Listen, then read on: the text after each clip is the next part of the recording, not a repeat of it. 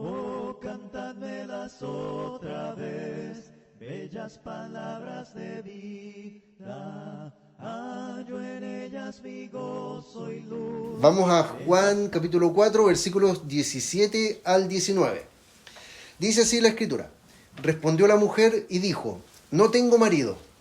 Jesús le dijo: bien has dicho, no tengo marido, porque 5 maridos has tenido, y el que ahora tienes no es tu marido. Esto has dicho con verdad. Le dijo a la mujer: Señor, me parece que tú eres profeta. Vamos a orar. Padre Santo, te agradecemos, Señor, por este tiempo que podemos tener de abrir tu palabra. Gracias, Señor, porque tú has sido bueno con nosotros, porque has acompañado a cada uno de los hermanos en las situaciones específicas que nos toca vivir, Señor. Te agradezco, Padre, porque nos tienes con bien y nos tienes con ganas de trabajar en tu obra y de escudriñar tu palabra cada día, Señor. Te agradezco, Padre, por todo, en el nombre de tu Hijo Jesucristo. Amén. Ya, entonces, aquí en esta parte, esto es parte de la conversación que ya hay una continuación de lo que estaba hablando con la mujer.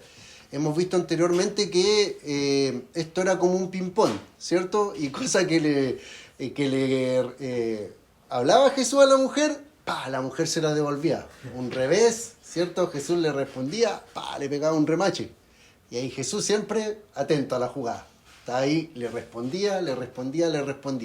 Porque Jesús era el que llevaba el tema y la mujer estaba así defendiéndose detrás de todas las barreras que ella estaba poniendo.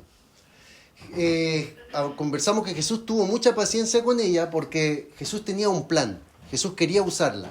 Y esta mujer iba a ser de mucha bendición para llegar con el evangelio a esa ciudad que estaba entre esos 2 montes que vimos en el mapa, que era esa ciudad de Gerizim. Entonces, era necesario que esta mujer le conozca a él como Salvador. Por lo tanto, él quería llegar al fondo, sacar todas esas interferencias que habían y para poder llegar con la palabra al corazón.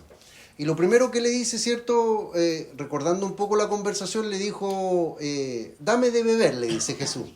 Ella le dice, ¿cómo me hablas si tú eres judío? ¿Cierto? Al tiro le pone la primera barrera. ¿Cómo me estáis hablando si tú eres judío? Nosotros no nos hablamos. ¿Cierto? Después sigue avanzando la conversación. Y ella cada vez va poniendo una barrera. Jesús le está hablando de algo espiritual, pero ella cree que es algo físico. Y Jesús le dice, si tú supieras con quién hablas, tú me pedirías y yo te daría agua viva. Y ella ahí dijo, sí, pues dijo, si yo tengo que venir acá todos los días a mediodía, dame de esa agua, le dijo, para que no vuelva a tener sed. Y Jesús le dice, ya como ya la tiene ahí, pero ella todavía no entiende de qué cosa están hablando, Jesús le dijo, ven y trae a tu marido. O sea, ya te voy, quería toma agua, pero ven a buscarla con tu marido. Y ahí le responde ella, no tengo marido. Entonces Jesús ya ahora se muestra como profeta, se muestra como alguien enviado de Dios y nosotros entendemos, se muestra como Dios mismo, porque Él lo sabe todo. Ella no podía esconderle nada a Jesús, todo Él lo sabe. Y Él le dice, bien has dicho, no tengo marido, porque 5 maridos has tenido y el que ahora tienes no es tu marido. Esto has dicho con verdad. Y la mujer le dice, Señor, me parece que tú eres profeta. Y aquí en este momento la conversación se torna en una conversación espiritual, ¿cierto? Ya pasa, ahora ya está aquí la mujer con el corazón abierto para que pueda reconocerle como el Mesías. Jesús llevó la conversación, ¿cierto? Fue estratégico y la llevó allá donde Él quería. Y aquí esto es una nota que puse acá. Yo creo que tenemos mucho en lo cual identificarnos con esta mujer. Y es por eso que insistimos en que el cambio de nuestro ser debe ser de adentro hacia afuera. No debemos permitir que nos llenen de reglas y costumbres religiosas antes que el Espíritu Santo nos dé la convicción de consagrar esa parte de mi vida a Él. Entonces nosotros, el cambio es del corazón. La mujer era como, vimos la semana pasada, era como un pozo sin agua. Porque por fuera tenía todo el conocimiento de la religión, pero su vida era terrible, ¿cierto? Había pasado quizás por muchas cosas difíciles y eso le había llevado a ser una mujer muy despreciada. Pero ella todavía le quedaba algo, que era este conocimiento religioso, y era algo que Jesús todavía tenía que derribar. Y en el versículo 20 le dice, nuestros padres adoraron en este monte. ¿En qué monte? El monte Gerizim. Ya bien, recuerden el mapa. O si lo quiere poner, hermano, no sé si se demorará mucho en ponerlo, porque el computador a veces nos traiciona. Ya, pero el monte Gerizim era el monte que estaba más abajo, ¿cierto? Ahí está el monte aquí. Gerizim, está Sicar, la ciudad de la que venía la mujer, y arriba está el otro monte, ¿ya? Entonces le dice, nuestros padres adoraron en este monte, y vosotros decís que en Jerusalén es el lugar donde se debe adorar. Jesús le dijo, mujer, créeme que la hora viene cuando ni en este monte, el monte Gerizim, ni en Jerusalén adoraréis al Padre. Y aquí hay una parte que realmente se conoció hace poco. Históricamente todos los estudiosos bíblicos llegaban a esta parte y para ellos era un diálogo que no se entiende. ¿Qué argumento está usando la mujer? Y el Señor sigue pacientemente y le da esa respuesta en el versículo 21. Le dice, políticamente no le quiere decir, estás mal. ¿Ha conocido hermanos que son buenos para eso? Que cuando están predicando el Evangelio y la persona, y le empiezan a buscar a la persona cuál es su pecado, cuál es su pecado, cuál es su pecado. Usted es un pecador, le dicen. Y de repente la gente cierra su corazón ahí en ese momento. Y dicen, no le aguanto a nadie que me venga a decir cosas y le voy a aguantar a este que lo estoy conociendo. Ya no tengo que hacer. Después algún día lo volveremos a ver o no sé. Chao, que te vaya bien. Pero a veces nosotros no tenemos la sensibilidad de hacer las cosas como Dios las hace. A veces no le culpamos a los demás de ser pecadores y no nos vemos a nosotros mismos que nosotros somos pecadores también. Pero hay una diferencia, que somos pecadores perdonados. La persona tiene que reconocer que es pecadora, pero tiene que el Espíritu Santo mostrarle, ¿cierto? No hay vacantes en la Trinidad. Ya 2 veces me ha salido bien ya, así que... ¿Cierto? No hay vacante en la Trinidad. El Espíritu Santo es el que convencerá al mundo de pecado, de justicia y de juicio. Yo lo que hago, le muestro la palabra de Dios, le digo, la paga del pecado es muerte. Y si tú has pecado, vas directo a la muerte y no te puedes ir con Dios a causa de tu pecado. Y el Espíritu Santo le mostrará en el corazón. No seguir ahí hurgando y decirle, ¿cuál es tu pecado? Muéstrame, quiero saber cuál es lo que tú has hecho mal. No es necesario. El Espíritu Santo tiene esa labor. Pero hermanos, era una discusión antigua con respecto a la rivalidad entre Samaria y Jerusalén, ¿cierto? La primera vez que encontramos un antecedente de esto es cuando se dividió el reino, cuando el hijo de Salomón, que se llamaba Roboam, esta es una historia que cuentan en la escuela dominical, ¿cierto? Los que no tuvieron escuela dominical la van a tener que escuchar de mí así rapidito. El hijo de Salomón no heredó la sabiduría, ¿ya? Y cuando recibió el reino, todo el pueblo de Israel, las tribus, fueron y le dijeron, oye, tu padre nos dio mucho impuesto, tuvimos que pagar mucho porque tu papá construyó el templo. Por lo tanto, había una razón para tener harto impuesto, porque había que juntar para el templo. Pero te queremos pedir que tú ahora, como el templo ya está listo, que bajes el impuesto y ya nos hagas la vida un poco más tranquila, para no esforzarnos tanto. Más tranquila. ¿Y qué hizo él? Pidió el consejo a los jóvenes, y los jóvenes que le dijeron, no, muéstrate firme, muéstrate duro. Claro, respondió, le dijo, no, mi dedo es más grueso que la cintura de mi papá. O sea, él se agrandó, siendo que su papá era Salomón. ¿Y qué hicieron los pueblos? Dijeron, no, nosotros no te seguimos más a ti, servimos a David, servimos a Salomón, a ti, chao, tú no eres nadie. Y se apartaron y el reino se dividió. 10 tribus al norte y 2 tribus al sur. Entonces, esta persona que llevó a Israel y fue nombrado el primer rey se llamaba Jeroboam, ¿ya? Y el otro se llamaba Roboam, entonces eran parecidos los nombres. Pero este Jeroboam, pensando, dijo, estos judíos, dijo, nosotros los hebreos tenemos que ir a Jerusalén 3 veces al año, dijo.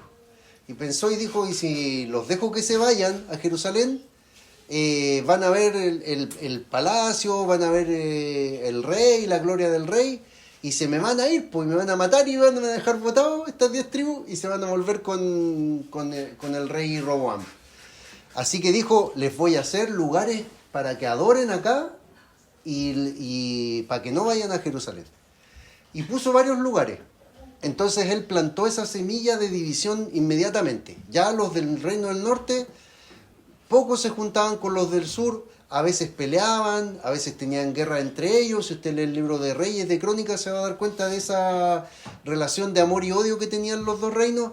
A veces se juntaban, a veces se separaban, dependía de los reyes y de la cercanía que tenían entre ellos.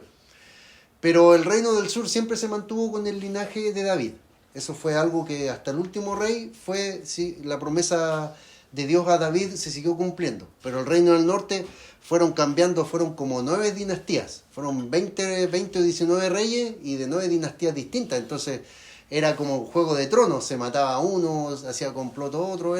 En el reino del norte siempre fue, los de Samaria eran otra cosa, como judíos echados a perder así. Entonces tenían esta rivalidad entre ellos desde aquellos tiempos. Y con respecto a este monte, si vamos a Josué 8, versículo 30, vamos a ver esta historia de estos dos montes, el monte Ebal y el monte Gerizim, que son los que le mostré que estaba en la ciudad del centro, era Siquem. Dice, entonces Josué edificó un altar a Jehová, Dios de Israel, en el monte Ebal, como Moisés, siervo de Jehová, lo había mandado a los hijos de Israel, como está escrito en el libro de la ley de Moisés, un altar de piedras enteras sobre las cuales nadie alzó hierro, y ofrecieron sobre él holocaustos a Jehová y sacrificaron ofrendas de paz. También escribió allí sobre las piedras una copia de la ley de Moisés, la cual escribió delante de los hijos de Israel. Y todo Israel, con sus ancianos, oficiales y jueces, estaban de pie a uno y al otro lado del arca, en presencia de los sacerdotes levitas, que llevaban el arca del pacto de Jehová, así los extranjeros como los naturales. Ellos estaban entrando a la tierra prometida, habían cruzado el Jordán y hicieron esa entrada a la tierra de Israel por entre medio de esos dos montes. Y dice, la mitad de ellos estaba hacia el monte Gerizim y la otra mitad hacia el monte Ebal, ¿cierto? El pueblo de Israel dividido, y pasa el arca del pacto por el centro, que los levitas lo llevaban ahí al hombro. De la manera que Moisés, siervo de Jehová, lo había mandado antes, para que bendijesen primeramente al pueblo de Israel. Después de esto leyó todas las palabras de la ley, las bendiciones y las maldiciones, conforme a todo lo que está escrito en el libro de la ley.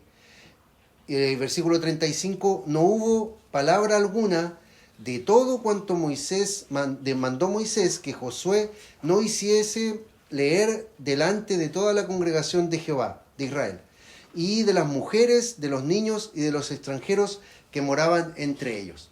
Entonces ellos tenían a un lado la bendición, que era el monte Gerizim, y al otro lado la maldición del monte Ebal. Y ahí tuvieron que decidir el pueblo de Israel. Y ahí Josué les dijo, como Moisés lo dijo en la ley, si es que ustedes quieren la bendición y quieren seguir la ley de Jehová, se tienen que ir hacia el monte Gerizim. Si ustedes quieren seguir sus caminos y hacer lo que ustedes quieran y no comprometerse con Dios, al monte Ebal. Y todo el pueblo se fue al monte Gerizim, el monte de la bendición. Y hay una señal, pero muy grande, que usted cuando sigue la historia un poco, se va a dar cuenta que el monte Gerizim siempre está verde. Tiene mucho vergel, internamente siempre hay agua que está fluyendo. Pero el monte Ebal siempre está seco y siempre está desierto. Entonces era una señal de Dios de que en el monte Gerizim estaba la bendición. Pero los samaritanos de esta promesa, ellos se desviaron también.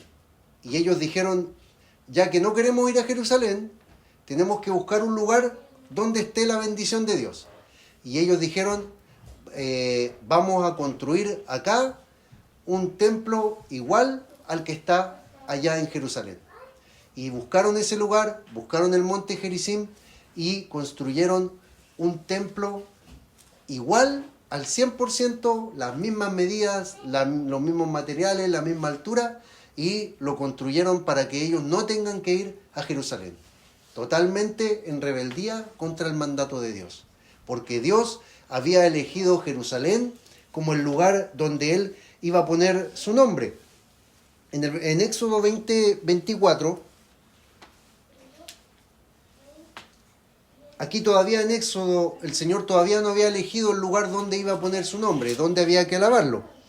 Pero dice, altar de tierra harás para mí, y sacrificarás sobre él tus holocaustos, tus ofrendas de paz, tus ovejas y tus vacas, en todo lugar donde yo hiciere que esté la memoria de mi nombre, vendré a ti y te bendeciré. Entonces todavía no había un lugar, todavía no había elegido Jerusalén. El arca, el tabernáculo de reunión andaba como Israel todavía en el desierto y andaba de lugar en lugar, ¿cierto? Pero David nació en su corazón el construir un templo y a Dios le agradó. Y Dios le prometió a él, cuando el templo fue consagrado, que él iba a estar ahí. Eso está en Primera de Reyes 11:36. Primera de Reyes 11:36 dice, y a su hijo daré una tribu para que mi siervo David tenga lámpara todos los días delante de mí en Jerusalén, ciudad que yo elegí para poner en ella mi nombre. Entonces Dios ya había elegido que Jerusalén era el lugar, bendijo el templo, su presencia estuvo ahí cuando se consagró el templo, por lo tanto Jerusalén era el lugar donde ellos debían estar. Pero la rebelión de los samaritanos los llevó a ellos a tomar este lugar alternativo.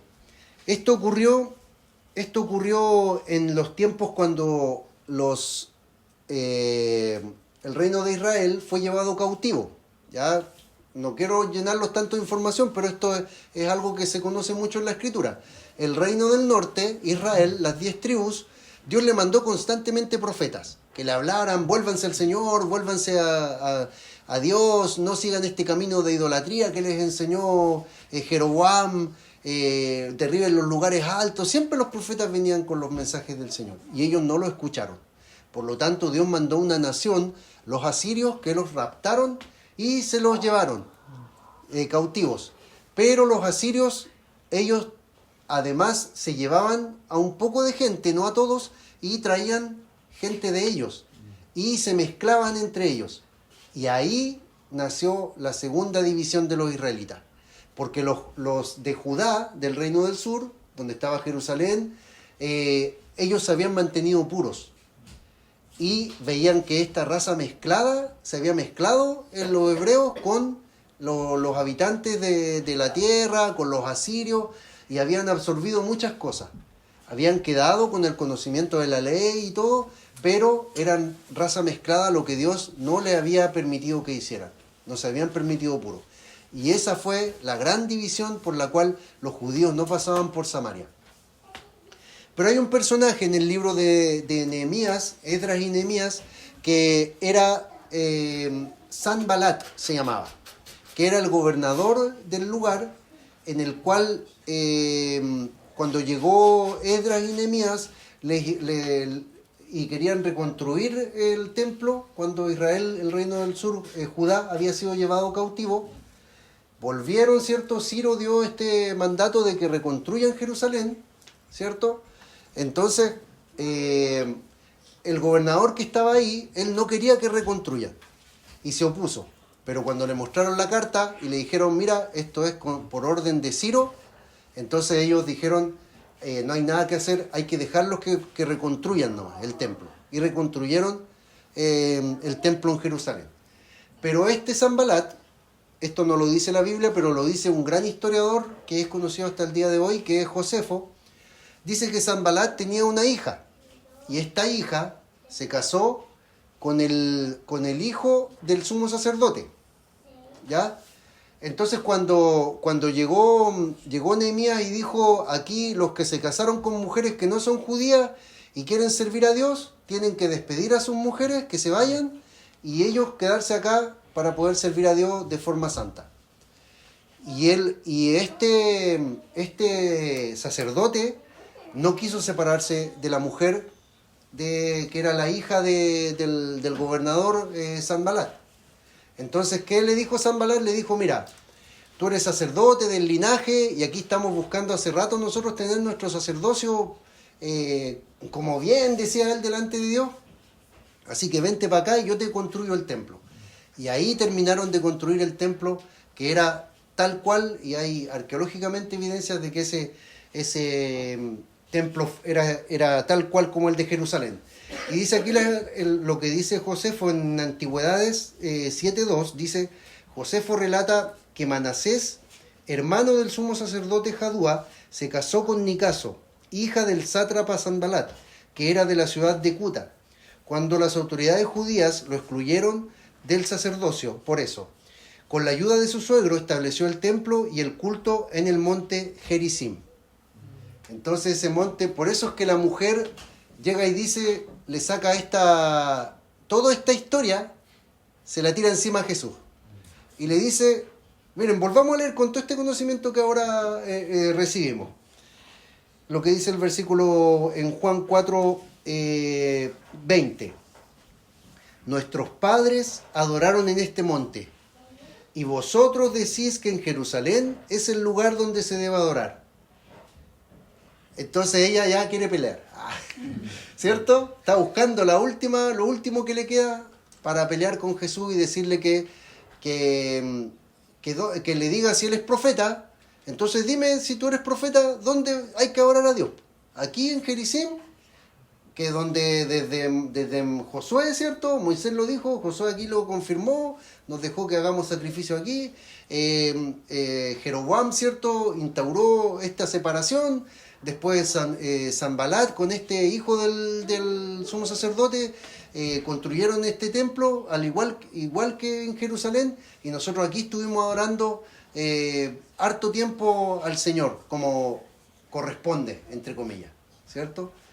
Entonces, Jesús, ¿cuál es la respuesta? Jesús le dijo, mujer, créeme que la hora viene cuando ni en este monte ni en Jerusalén adoraréis al Padre. Jesús le está diciendo otra profecía y algo que hoy está cumplido. Porque ese templo que construyeron en el monte Gerizim, los samaritanos, fue destruido, adivinen por quién. Por los macabeos. Los macabeos unidos, ¿cierto? Nos juntamos y fuimos a derribar ese templo, ¿cierto? No, en ese tiempo, 80 años antes de que naciera Cristo, ellos se juntaron y derribaron ese templo, porque dijeron, estos samaritanos que se creen, quieren raptarse el templo de Jerusalén, el culto se lo quieren llevar para ellos, un culto falso, y destruyeron ese templo, ¿ya?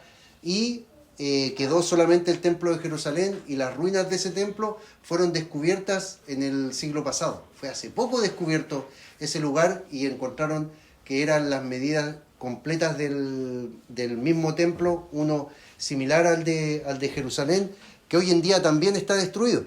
Entonces Jesús lo que dijo, va a llegar el tiempo que ni allá ni acá se va a alabar al Padre. Le estaba diciendo la verdad, pero no le estaba diciendo algo tan fuerte que la pudiera ella apartar del tema principal.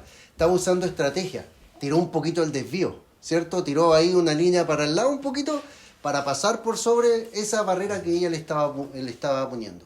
Nuestro Señor muy, muy, muy astuto. Entonces, a pesar de la buena intención y la misericordia en las palabras del Señor, la verdad bíblica se mantiene con amor, pero con firmeza. ¿Cierto? No porque queramos ser como un poco sensibles y misericordiosos, sabiendo que nosotros también podemos caer no por eso vamos a ocultar la verdad. No por eso vamos a dejar de hablar la palabra de Dios. Y él en el versículo 22, mire lo que le dice. Él prepara como un poquito como de anestesia, le dice, mira mujer, no te preocupes tanto si va a llegar el día que ni allá ni acá se va a alabar al Señor. Pero no le esconde la verdad tampoco. Prepara un poco el camino para que la respuesta bíblica no sea tan contundente que la destruya. Porque él tenía un plan con ella, no la quería destruir. Y le dice, vosotros adoráis lo que no sabéis.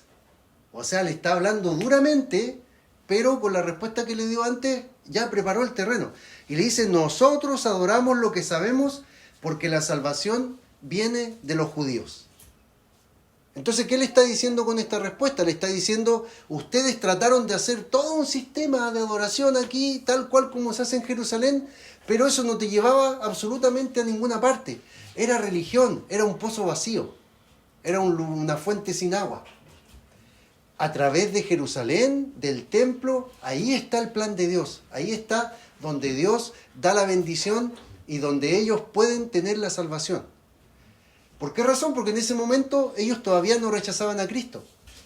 Jesús todavía estaba en curso el plan de Dios de que ellos, las autoridades, le reconocieran como el Mesías y comenzar el milenio, 1000 años con el Señor, y cosa que fue aplazada a causa del rechazo de ellos. Pero en este tiempo las puertas estaban abiertas.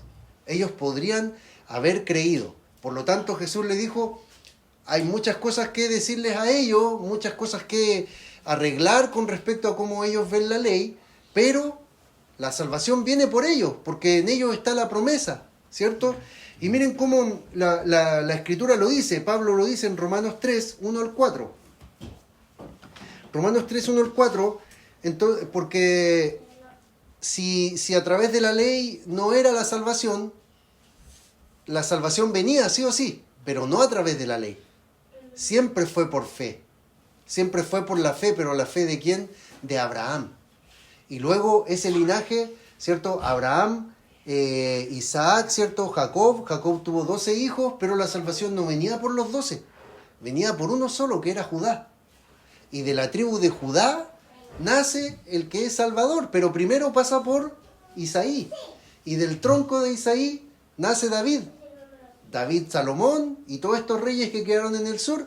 Y de ese linaje, del linaje de David, es el que viene nuestro Señor Jesucristo, del linaje real. Por lo tanto, estaba en acción este plan de salvación todavía. Por eso él no le podía decir a la mujer, oye, sigan, no, se adoren nomás acá, si da lo mismo donde vaya, si Dios está en todas partes, como le adoremos, no importa, hay que adorarle como sea nomás, da lo mismo. Podría haber sido condescendiente con ella, pero no. Le dijo, hay un lugar correcto y hay una forma correcta. Y hasta el día de hoy nos dice lo mismo, porque a través de la religión podemos llevar una bonita religión. Puede ser que una persona que esté en una iglesia X sea mucho mejor que nosotros, sea mucho mejor persona, haga mucho, que nosotros entregamos el 10%, esa persona entregue el 99% de su sueldo, o que su vida entera la entregue para el servicio de lo que sea, y se sacrifique y reciba azote y lo maltraten y todo, por su religión. ¿Pero eso lo va a llevar a la salvación? No, porque solo hay un nombre en el cual podemos ser salvos, y es en el nombre de nuestro Señor Jesucristo. No sacamos nada con tener religión, porque no nos lleva a ninguna parte. Romanos 3, 1 al 4 dice, ¿qué ventaja tiene pues el judío? ¿O de qué aprovecha la circuncisión? Mucho. De todas maneras, primero, ciertamente, que les ha sido confiada la palabra de Dios. Entonces esos pasajes de Isaías 53, Génesis 3:15, que prometen la salvación, que los salmos hermosos para alabar al Señor, las profecías de Daniel, todo eso hermoso que está en la Escritura, les fue entregado a ellos. Por lo tanto, el que en su corazón tenía la fe para ser salvo, como lo que vemos en Hebreos 11, todos aquellos hombres que por fe sirvieron a Dios, todos ellos lo hicieron en el lugar correcto, a través de la palabra de Dios que les fue confiada a ellos. Versículo 3 dice, pues que si alguno de ellos han sido incrédulos, su incredulidad ¿Habrá hecho nula la fidelidad de Dios? De ninguna manera. Antes bien, sea Dios veraz y todo hombre mentiroso, como está escrito, para que seas justificado en tus palabras y venzas cuando fueres juzgado. Entonces, ¿servía ser judío en los tiempos de Cristo?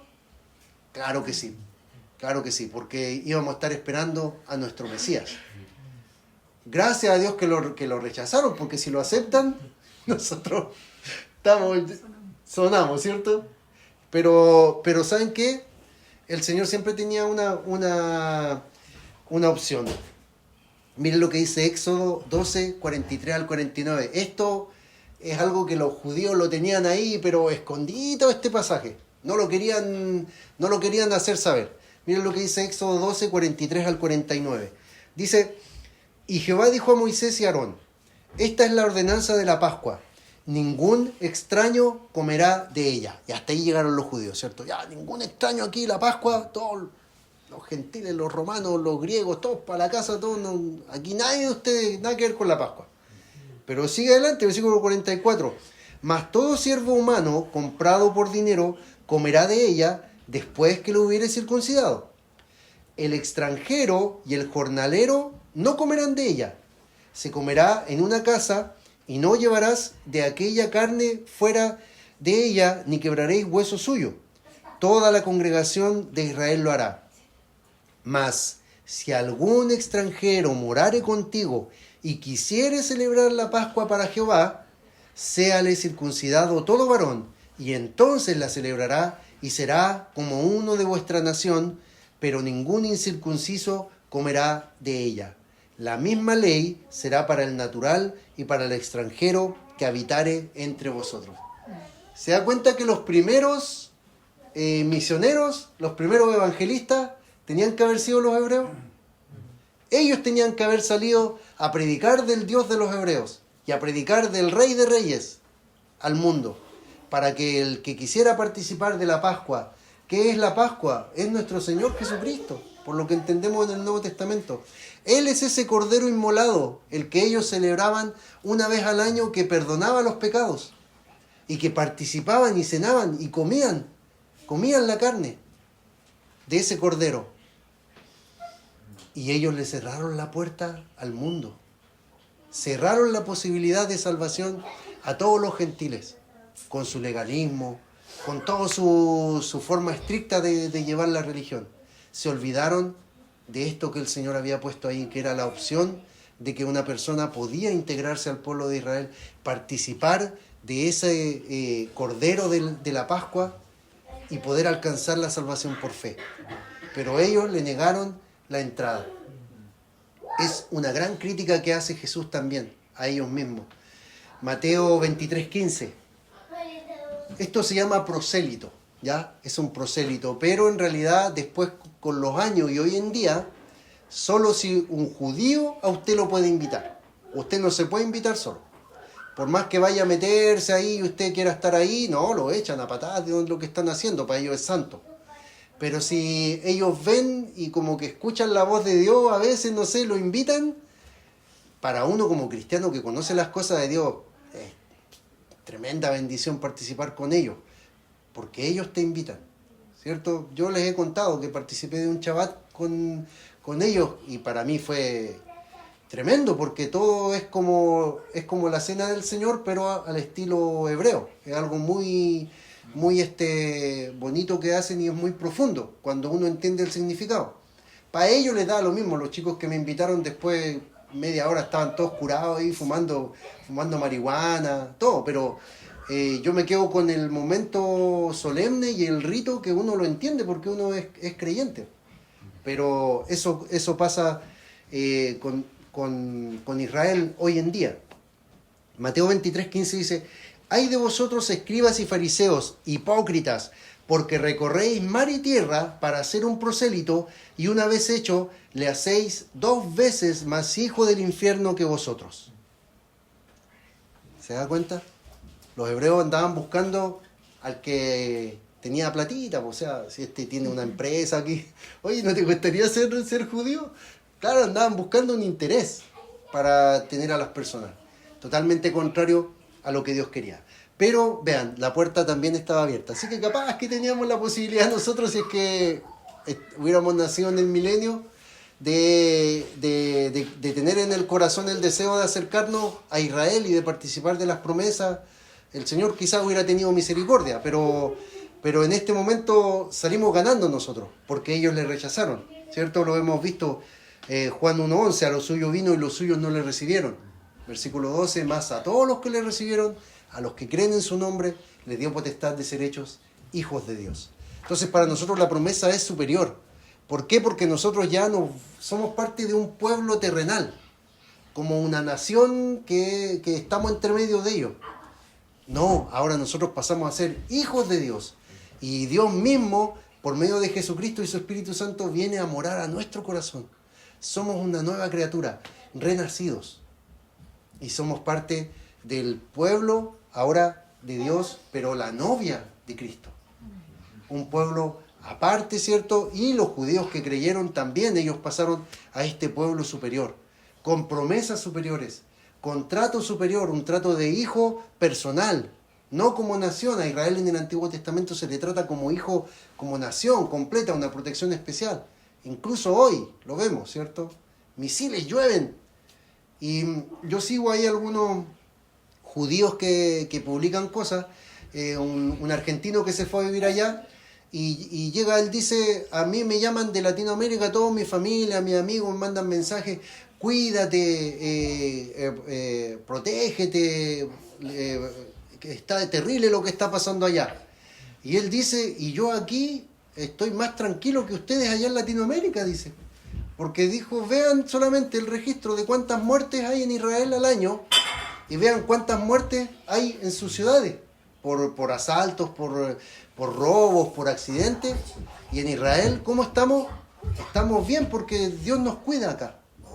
Y ese mismo domo, ellos deberían ya estar extintos con las cantidades de misiles que les caen encima.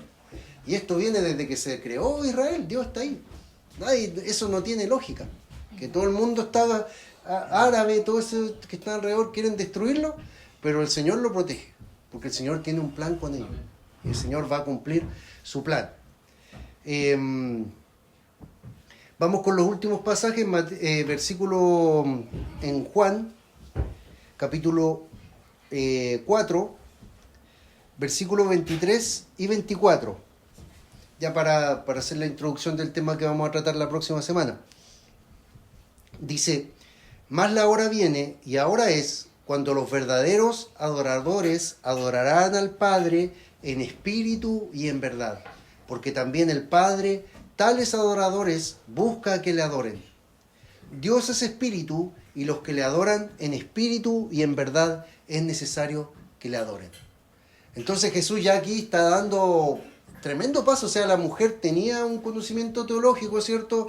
Tenía una esperanza del Mesías, sabía sus raíces, sabía la historia, todo lo que había ocurrido hasta llegar a ese punto, pero ella no tenía el espíritu, no tenía el agua viva. Pero aquí Jesús le está mostrando todo el evangelio, le está mostrando todo el mensaje.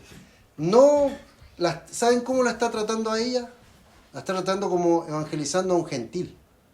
No está tratando como él hablaba con los judíos. Porque usted lee en la Biblia y ve cómo trata con los judíos y cómo les habla parábolas. Cómo les habla historias, les saca en cara cosas, les apunta con su pecado. El joven rico, que era mucho más justo que esta mujer, un hombre que cumplía toda la ley, ¿qué hizo él? Le puso un mandamiento más alto para mostrarle que él no cumplía la ley al 100%. Pero a la mujer que este es su quinto marido y no es su marido, le muestra el evangelio para perdón de pecado. Y es distinta la forma de tratar con una mujer que él considera como gentil, que es un paréntesis en su ministerio, porque a él le era necesario pasar por ahí en este momento preciso, que como trata con los judíos. Pero él le había dado la respuesta a la mujer, ¿cierto? Que va a llegar el momento en que ni allá adorarán, ni en Jerusalén adorarán. Pero ¿qué es lo que viene? Viene la adoración que Él trae, en espíritu y en verdad. Y Él dice, van a aparecer los verdaderos adoradores. Y ahí a ella le empiezan a hacer, ¿cierto? Yo quiero ser un adorador, ¿cierto? Empieza el llamado en el corazón, ¿cierto? Yo quiero ser un adorador. Ella dice, yo quiero tener esta agua viva. Yo quiero estar con Cristo. Empieza a crecer esas ganas de servir a Cristo. Y a quién no, ¿cierto? Le está dando el evangelio completo y que dice, no, yo voy, quiere ella. Y empieza a nacer este entusiasmo. Pero nosotros no nos entusiasmemos tanto porque tenemos que analizar qué es un adorador. Qué es adorar en espíritu y en verdad, porque pasamos por estos pasajes y nosotros creemos que adorar es estar aquí en la congregación y cantar y emocionarnos y llorar y alabar de corazón al Señor y decir, Señor, esto que estamos cantando, yo lo creo y lo siento, Señor, y te alabo, te adoro, Señor. ¿Cierto? Le decimos, te adoro, Señor. Pero ¿sabe usted que la adoración es un poquitito más profundo que hacer eso? El ejemplo bíblico de adoración, que lo vamos a ver la próxima semana, es lo que hizo Abraham con su hijo Isaac. Él llevaba, lo vamos a ver la próxima semana, pero él llevaba de todo, llevaba la leña, llevaba el fuego, llevaba todo para ir a un lugar específico, ahí lo vamos a ver, para presentar un sacrificio. Y él le dice a sus siervos, quédense atrás, quédense ustedes acá. Y yo voy con el muchacho, pero él sabía, Dios me está pidiendo a él en sacrificio. Y él va avanzando y el hijo le pregunta, papá, esto, está esto otro, ¿y el sacrificio? No, allá vamos a ir a buscarlo. ¿Y qué le dice Abraham a su hijo? Le dice, y a los siervos, le dice, vamos a adorar. Vamos al monte a adorar. A entregar la vida. A entregarlo todo a Dios. Eso es adoración. Adoración significa, en el Antiguo Testamento, postrarse delante de un monarca o superior, o delante de Dios, lo que es diferente a hacer una reverencia, porque para reverencia hay otra palabra hebrea. Adorar en el Antiguo Testamento significa tenderse delante de un gobernador. Entonces el gobernador en esos tiempos andaba con su espada, y el que adora le confía su vida a ese que está delante, porque si ese quiere acabar con su vida, saca su espada y se la clava, no tiene ninguna resistencia. Está ahí como un cordero puesto ahí. Eso era en el Antiguo Testamento. Eso era adorar, entregar la vida. Y ellos lo entendían y cuando adoraban a Dios también. Adorar para ellos era la vida. No era solo cantar. Por lo tanto, nosotros vamos a profundizar también la otra semana que el adorar es entregar nuestra vida a Dios. Y en el Nuevo Testamento, adorar significa besar el suelo y al postrarse ante un superior. O sea, el griego indica una acción que es tendido con la boca en contacto con el suelo. Listo también, para que ahí el gobernador haga lo que quiera con él. Entonces, dice que adorar es listo para caerse o postrarse para adorar de rodillas. También una reverencia en el Nuevo Testamento totalmente entregado ante un superior. Eso es en el sentido físico. Y al usarse en el sentido espiritual, el adorar, hermano, en espíritu y en verdad, es entregar su vida completamente al Señor. No solamente un domingo, no solamente un jueves en el día del culto, sino que cada día, todo el día, que lo vamos a ver también, un culto racional. Un culto racional. Cada cosa que yo hago cumpliendo la palabra de Dios es un olor fragante para el Señor. Una adoración. Así que esta mujer, vamos a ver la próxima semana, a pesar de todo lo malo que tenía en su vida, a pesar de todo el pecado que ella tenía, el Señor, cuando ella recibió a Cristo y logró la comunión con el Padre, inmediatamente fue usada para adorar. ¿Cierto? Todos conocen la historia y fue y buscó a otras personas. Así que vamos a dejar hasta ahí nuestro estudio de hoy y ya la próxima semana vamos a retomar ahí desde el versículo 23. Vamos a orar, hermano.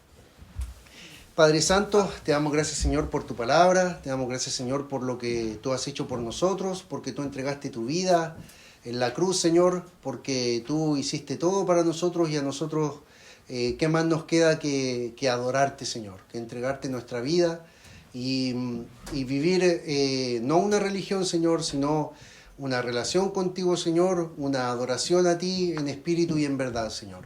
Gracias, Padre, por eso, por este hermoso mensaje que tú nos dejas para nuestras vidas y porque también nos ayudas a entender que si estamos contigo, Señor, no importa si el gran conocimiento que tengamos, no importa muchas cosas que a veces nos ponemos como trabas, podemos ser útiles para ti si tenemos el corazón correcto y tenemos el fundamento correcto en tu palabra. Te agradecemos, Padre, por todo esto, en el nombre de tu Hijo Jesucristo. Amén. Hallo en ellas mi gozo y luz, bellas palabras de